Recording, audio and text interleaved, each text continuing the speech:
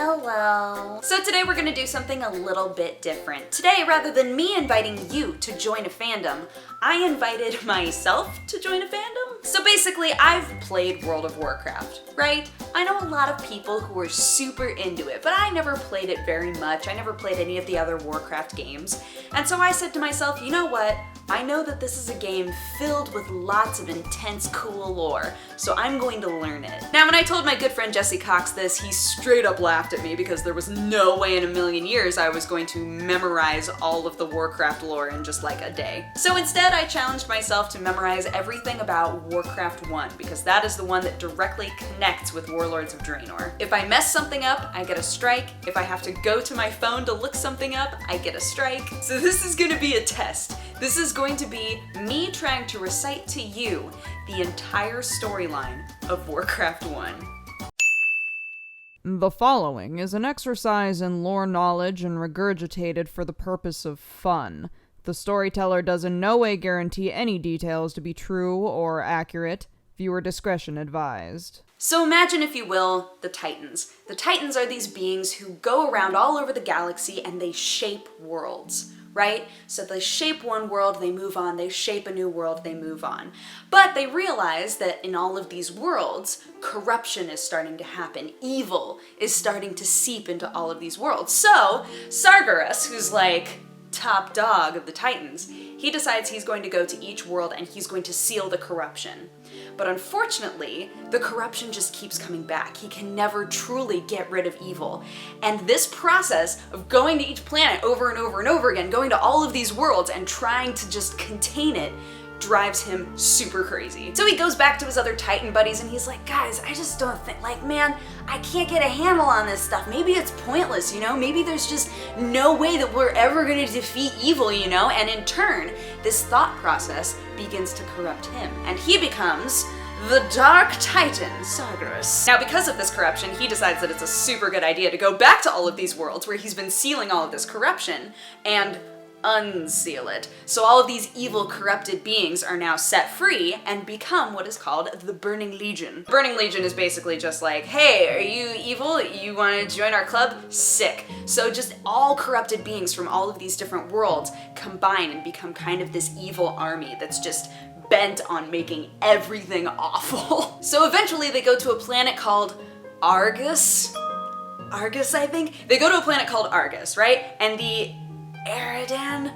Shoot, oh man, this is when it's gonna start to get muddy. So they go to this planet called Argus, and the Elidan are a race that live there. There are 3 leaders. The first one is named Archimold, the second one is named Kil'jaeden, and the third one is named Velen.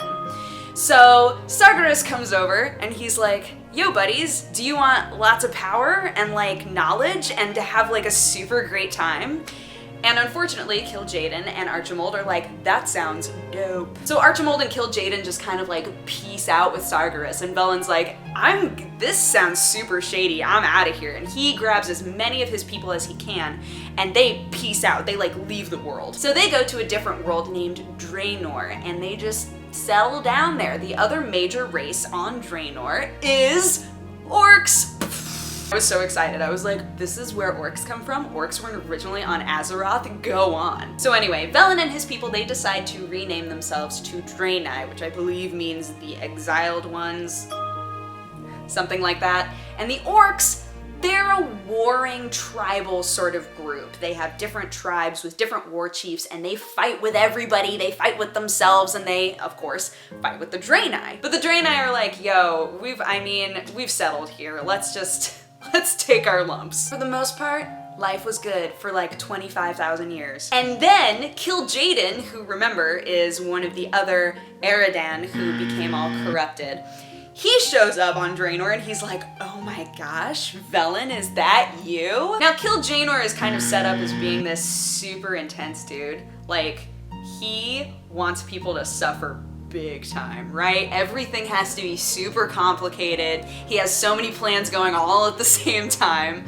So he shows up on Draenor, and instead of approaching the Draenei, he goes to the orcs. So Kil'jaeden like glamours himself to look less like a fiery, corrupted demon god, and approaches a man, an orc if you will, named Ner'zhul. I Khalib, who is a super dope shaman. So he goes to Ner'zhul and he's like, yo, these Draenei, am I right? And Ner'zhul's like, yeah, they suck. And Kil'jaeden's like, yeah, man, I mean, you should just like, you know what you should do? Is you should convince all of the orcs to drink demon blood.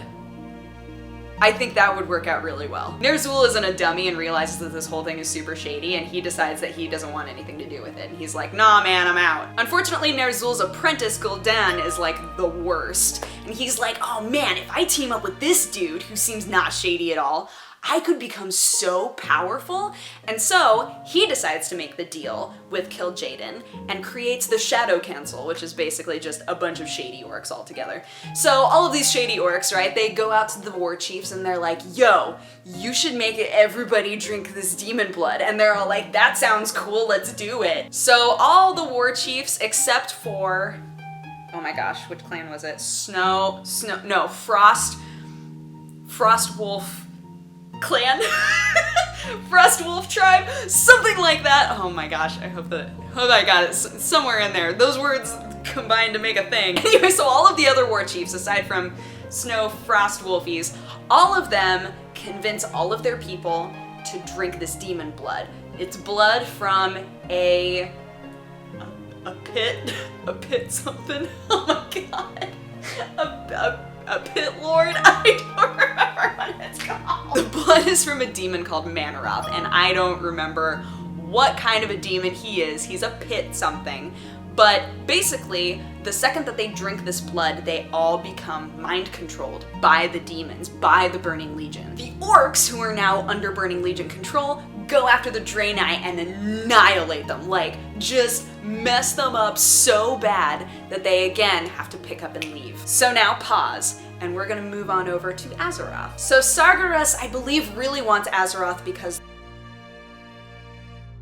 so he shows up to Azeroth intending to claim it for his own. What he isn't expecting is for there to be a super dope sorceress who's there who's like, yo, I'm just gonna like destroy your body and then seal your essence inside of the core of Azeroth. All right, sick. So this chick like seals Sargeras, the leader of the Burning Legion, inside of Azeroth, and the Burning Legion just goes nuts. And at that point, we're playing the long game. He's sitting in there, he's waiting for his time, and eventually the sorceress becomes pregnant, and a bit of his essence combines with that child, and she essentially gives birth to him. The baby's name is Mevid. I think it's Mevidh. So this guy becomes like a guardian, like he's in charge of a lot, he has a lot of power, but all the while he has this weird little like bit of his soul that's just evil. It's just Sargeras just chilling inside of his body. And here is where the twist comes in, because you see, it's so easy to assume that Kil'jaeden just like showed up on Draenor to be like, oh, what up Draenei, I'm totally gonna ruin your lives, and turned all of the orcs into like crazy beasts, right? But it wasn't for that purpose at all. Turning the orcs into mind-controlled beasts was directly connected with the fact that Sargeras was still sealed on Azeroth. A portal was created with the orcs who were being mind-controlled by the Burning Legion, and with Mevidh, who was being controlled by Sargeras. They created a portal between those two worlds, and so suddenly, the orcs were able to come to Azeroth. Orcs were brought to Azeroth solely for the purpose of destroying it, so that Sargeras' essence could then completely inhabit Mevidh's body, I believe, and that way he could again become the leader of the Burning Legion. So basically all of Warcraft 1 is humans versus orcs. The orcs attack Stormwind, attack the human kingdom, and the humans are annihilated and just kind of peace out up north. Now Mevidh has two people in his life who are pretty important. One of them is his baby mama, that I cannot remember the name of, and the other is his apprentice, who I also cannot remember the name of. I'm gonna look. I'm looking for it. Okay, Khadgar is his apprentice, and Garona is his baby mama. And Garona is half orc, half Draenei, so she's like full on forbidden love in form. So Khadgar actually steps up and kills Mevidh in order to save the world. But it's already too late, humans have retreated up north, and the orcs are just chilling until the Alliance is created. Now this is getting into Warcraft 2 territory, but I need to explain a couple of things in order to link it to Warlords of Draenor. So, The Alliance is formed. The Alliance is night elves, humans, dwarves, and gnomes. These 4 races march on the orcs who are still on Azeroth, and they actually push them back into the portal. The orcs who are left on Azeroth, who either surrendered or were just abandoned there, are then turned into slaves. So now let's fast forward a little bit to Garrosh Hellscream. Garrosh is like former leader of the Horde. He went a little bit crazy. He was supposed to stand trial in Pandaria, but then he escaped and ran into some dude who was like, yo man, you wanna like go back in time? And he was like, yeah I do. So Garrosh actually goes back in time to Draenor before any of the war chiefs have drank the blood yet, and he stops it from happening, convincing them to go back to his time and his universe